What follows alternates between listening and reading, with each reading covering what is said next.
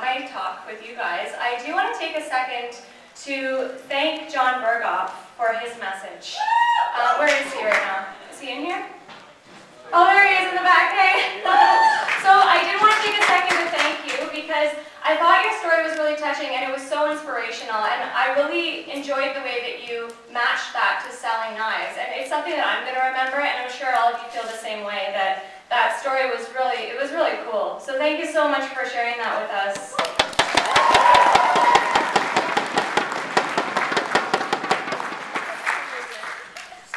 Alright guys, so I'm talking to you today about why I love Vector, and I'm going to tell you a little bit about my experiences so far. So let me start out by telling you a little bit about myself. My name's Alisa Burton. I'm from Hamilton. So I started my experience with Vector in May of this year, and I came to Vector Marketing looking for a job that would provide me with sales experience. I remember everything about the first day I walked into the Hamilton office. I walked in a little late, and I had 2 copies of my resume with me. I also remember my objective very, very clearly. My objective read, I want to obtain a position in sales that is team-oriented and will provide me with personal and professional growth. I've been at Vector for just over 2 months now, and I don't think I could have found a better company to help me pursue my objective. This has been especially true during the SC2 push week. So, guys, I need to tell you how excited I am to be up here talking to all of you today and sharing my experience with you. I'm going to talk about why I love Vector and my experiences so far with the company.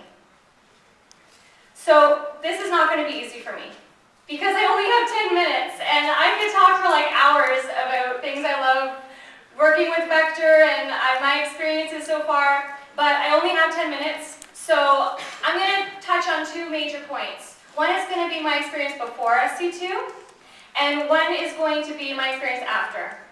So, now my experience before is actually hard to think back on because I've learned so much. But from the moment I started with Vector, I noticed there was a team atmosphere. And how great is that, guys? We get a team atmosphere that helps us to achieve our objectives and our goals. And I know they're not going to be the same, but I know we don't do that by ourselves. And that is really cool. So, all good teams have great leaders, right? Yeah? So the leaders here at Vector, they're not just great, they're fantastic. The managers care, not that they only care about your success in the company, but they care about you personally. I missed PDI a few times, and I know Chris, my manager, is on that phone with me at 9:05, calling me up, going through all the steps, and making sure I'm on track. So our managers guide us at Vector. They support us and they allow us to step up and be leaders ourselves. And when you lead, you grow. Growth is key. As Tony Robbins would say, and my team knows I love Tony Robbins, that growth means living, and when things don't grow, they aren't alive. So I also learned early on this company likes to recognize people. I learned this at my first conference. When I was standing up at the front, I looked a little, if any of you were there, I looked a little like I didn't know what was really going on, because I didn't.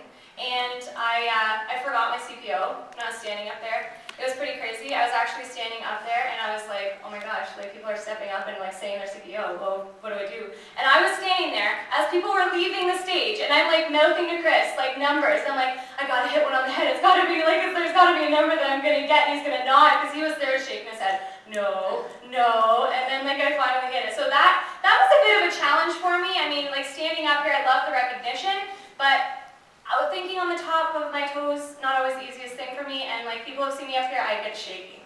So, I'm going to talk to you as well about a few habits that I learned that were very successful. So, I gotta say I was challenged during the SC2 push, and before that I wasn't challenged to extend myself. But when I saw Trevor Purchase up here at the SC1 conference, Trevor, I gotta mention this, buddy. So I saw him up here at like 15,000. That was like an unheard of number. That was wicked. So I was like, that is sweet. I want to get that. And that guy is getting recognition. Like that is recognition. And I'm sure you all agree with me. Like Richard, that's awesome. Like 21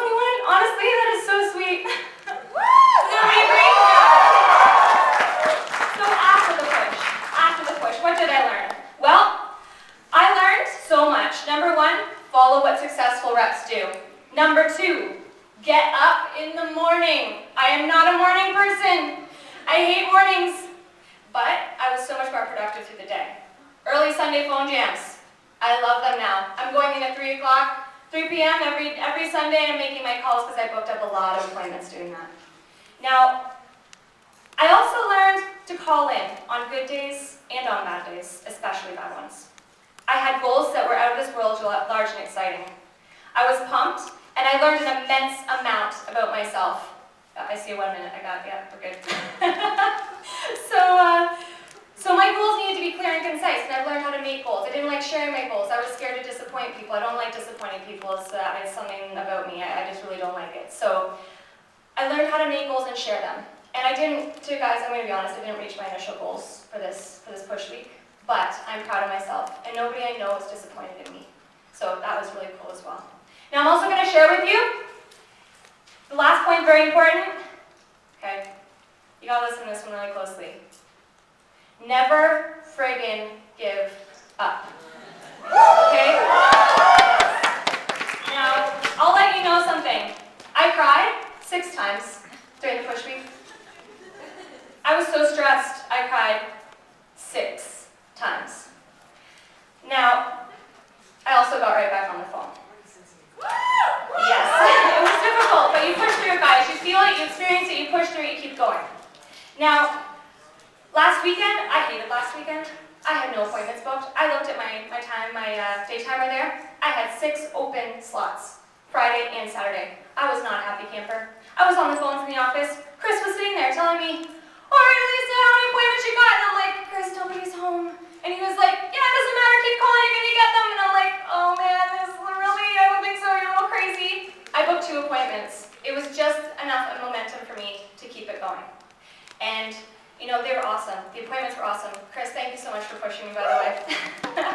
So, mindset. Last bit I'm going to talk about that I learned personally. Mindset is key. Now, Hal Elrod calls it unwavering faith. That no doubt about it, you're going to make it happen type of thinking. It's powerful. It can help us, and it can hinder us in equally powerful ways.